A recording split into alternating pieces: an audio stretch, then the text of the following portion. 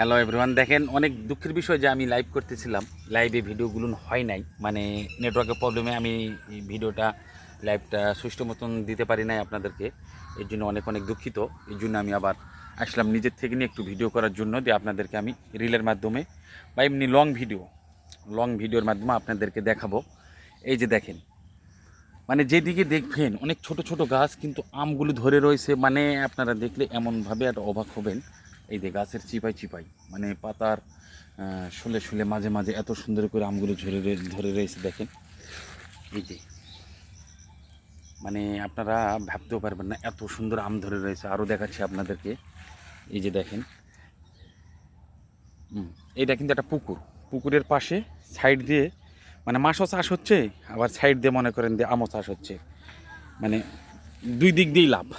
এই যে দেখেন, এইটা একটা ছোট গাছ, এই গাছটার চারিদিকে দেখেন এই যে আম। এগুলা কিন্তু রূপালি অরিজিনালটা, দেশিটা এবং এবার বৃষ্টি না হওয়ার কারণে আমের সাইজ তুলনামূলক একটু ছোট, এতে কিছু মনে করবেন না। দেখেন একটা মুকুলের মধ্যে আম, দেখেন একটা মুকুল শুধু। আর এই গাছটার মধ্যে আম দেখেন, ওই যে দেখেন চারিদিকে কত আম। আপনারা যদি এইরকম সরাসরি বাগানের রাজশাহী নওগাঁ জেলার আম সতেজ ও তরতাজা 100% ফরমালিন মুক্ত আম, আপনারা আগে আম খাবেন, এরপরে আমাকে টাকা দিবেন। এরকম আম খেতে চান অবশ্যই আর কিছুদিন পর থেকে লক করবেন, কারণ এই আমগুলো মূলত নামতে নামতে মানে ঈদের পরেই, ঈদের আগে আপনারা পাবেন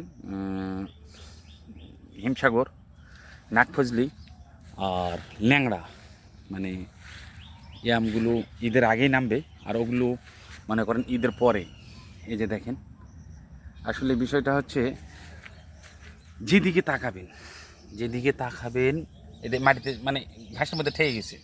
ওই ঘাসের মধ্যে কিছু আম দেখেন, মানে আগাছা কিছু জন্ম নিয়েছে গাছের গোড়ায়, ওগুলোর মধ্যে আম ঠেকে গেছে। দেখেন কত সুন্দর, চারিদিকে যেদিকে তাকাবেন আম আর আম।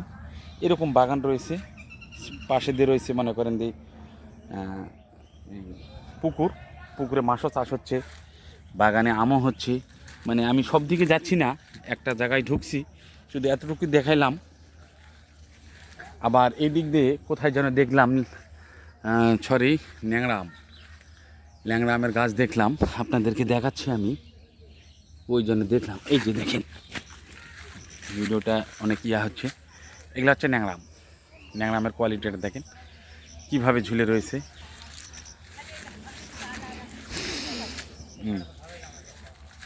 এই যে দেখছেন, দেখেন